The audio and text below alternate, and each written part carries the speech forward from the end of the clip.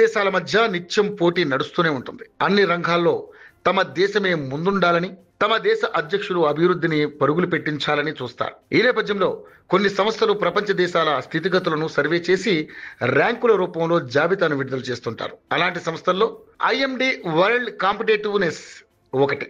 ఈ సంస్థ 2025 ర్యాంకింగ్స్ ను ప్రకటించింది. దీని ప్రకారం భారతదేశం 41వ ర్యాంకులో నిలిచింది. ఆర్థిక పనితీరు, వ్యాపార సామర్థ్యంలో బలమైన స్కోర్ నమోదు చేసినప్పటికీ మౌలిక సదుపాయాలు, ప్రభుత్వ సామర్థ్యంలో లోటును ఎదుర్కొంటోంది. ఐఎండి వరల్డ్ కాంపిటేటివ్నెస్ ర్యాంకింగ్ ప్రకారం తూర్పు ఆసియా, పశ్చిమ ఐరోపా దేశాలు టాప్ 10లో 70% స్థానాలను ఆక్రమించాయి.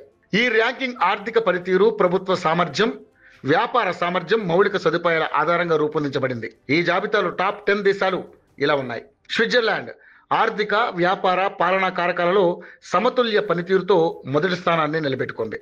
సింగపూర్ 2024లో మొదటి స్థానంలో ఉన్న సింగపూర్ 2వ స్థానానికి జారింది.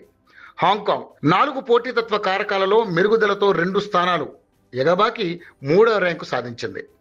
డెన్మార్క్ బలమైన పాలన, డిజిటల్ అనుకూలతలతో 4వ స్థానంలో నిలిచింది. యుఏఈ ఆర్థిక సంస్కరణలు, వ్యాపార సౌలభ్యంతో 5వ స్థానం పొందింది. తైవాన్ ఆవిష్కరణలు, వ్యాపార సామర్థ్యంతో 6వ స్థానం. ఐర్లాండ్ ఆర్థిక స్థిరత్వం, సామాజిక సమన్వయంతో 7వ స్థానం. స్వీడన్ పర్యావరణ స్థిరత్వం, డిజిటల్ అనుకూలతలతో 8వ స్థానం.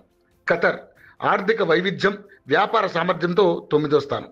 నెదర్లాండ్స్ బలమైన మౌలిక సదుపాయాలు, ఆవిష్కరణలతో 10వ స్థానంలో నిలిచింది. ఇక మన భారత్ విషయానికి వస్తే ఆర్థిక పనితీరుతో 27వ ర్యాంకు, వ్యాపార సామర్థ్యంలో 25 ర్యాంకు, మౌలిక సదుపాయాల్లో 51వ ర్యాంకు, ప్రభుత్వ సామర్థ్యం 45వ ర్యాంకులో ఉంది. ప్రపంచ ఆర్థిక వ్యవస్థ భౌగోళిక, రాజకీయ ఉద్రిక్తతలు, ఆర్థిక అస్థిరతలతో మార్పులకు లోనవుతోంది. అభివృద్ధి చెందిన దేశాలు సవాళ్లను ఎదుర్కొంటుండగా నమీబియా, కెన్యా, ఒమన్ వంటి ఉద్భవిస్తున్న ఆర్థిక వ్యవస్థలు సంస్కరణల ద్వారా ర్యాంకింగ్లో మెరుగైన స్థానాలను సాధిస్తున్నాయి. ఈ నేపథ్యంలో భారతదేశం తన ఆర్థిక పనితీరు, వ్యాపార సామర్థ్యంతో పోటీలో ఉన్నప్పటికీ మౌలిక సదుపాయాలు, పాలనలో సంస్కరణలు అవసరం.